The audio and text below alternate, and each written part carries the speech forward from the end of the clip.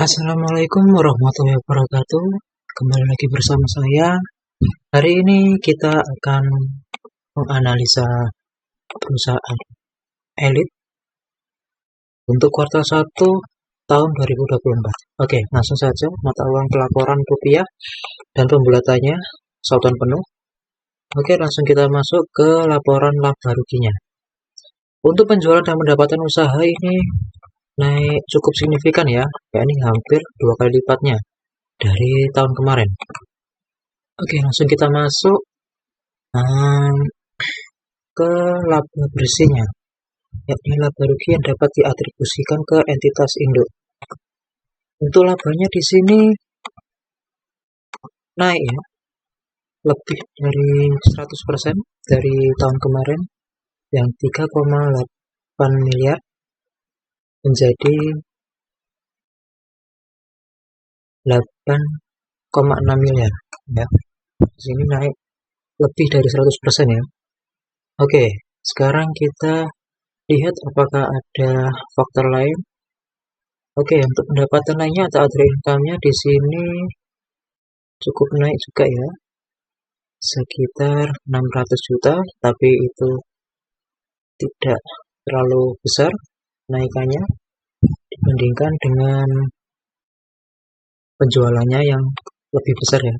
Oke, kita langsung masuk ke kuartal sebelumnya. Ini elit. Oke. Untuk elit tahun kemarin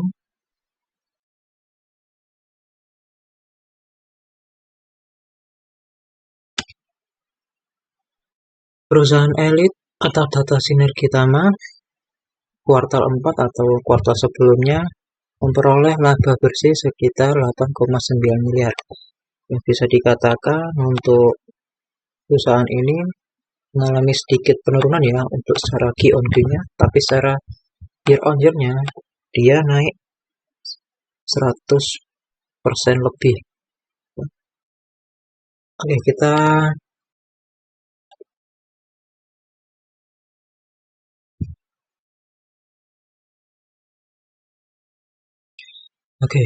bisa kita lihat di sini untuk pergerakan harga sahamnya, yakni sekarang sedang mengalami koreksi ya, tapi tidak begitu dalam.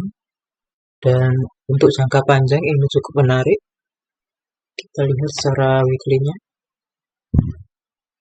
Untuk di weekly dia sudah berada di support-nya.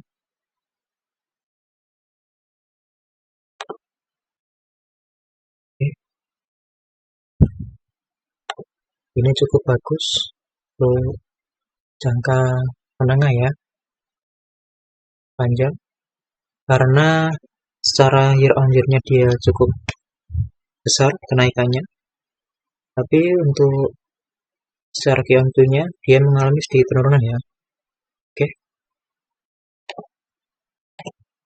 kita lanjut ke emiten selanjutnya, yakni Caroen Pokphand Indonesia atau CEPIN. Untuk kuartal 1 tahun 2024 ini mata uang laporannya rupiah dan jutaan. Oke. Langsung kita masuk ke laporan laba ruginya. Di sini penjualan dan pendapatan usahanya cukup naik ya. Dari tahun kemarin penjualannya mampu mendapatkan 14,5 triliun dan sekarang mendapatkan penjualan sebesar 15,9 triliun, naik sebesar 1,4 triliun ya. Oke, sekarang kita masuk ke laporan laba bersihnya. Oke, secara laporan laba bersihnya di sini ini juga naik secara signifikan ya, yakni 100% lebih. Untuk tahun kemarin CEPIN mampu mendapatkan laba bersih besar 240 miliar dan sekarang CEPIN mampu mendapatkan laba bersih sebesar 711 miliar. Nah, ini cukup bagus ya. Oke, kita lihat apakah ada faktor lain dari laba bersihnya. Untuk other income-nya di sini tidak cukup signifikan ya, hanya sebesar 25 miliar saja. untuk laba bersihnya yang begitu signifikan kenaikannya. Oke. Sekarang kita bandingkan dengan kuartal sebelumnya. Untuk Cepin tahun kemarin, sepertinya ini mengalami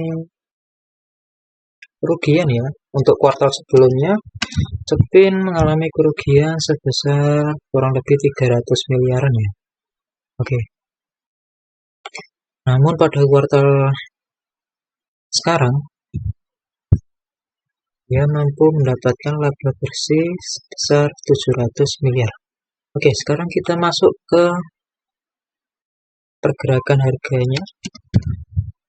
Pergerakan harga sahamnya di sini Cepin setelah pelaporan keuangannya, Cepin langsung direspon ya oleh market dan mengalami kenaikan kurang lebih sebesar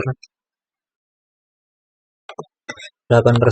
Oke, ini untuk jangka panjang ini cukup menarik ya untuk koleksi ya, karena Cepin sudah mulai ada rebound atau pembalikan harga.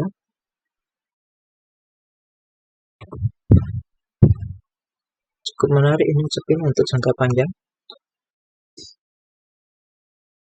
Ya.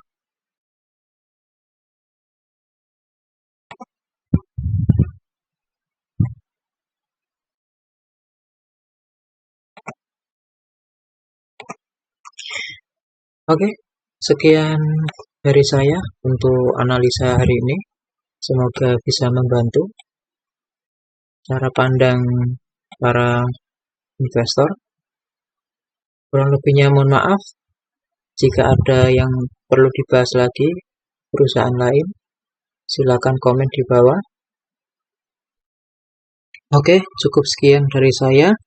Terima kasih sudah menonton. Salam sukses dan sehat selalu.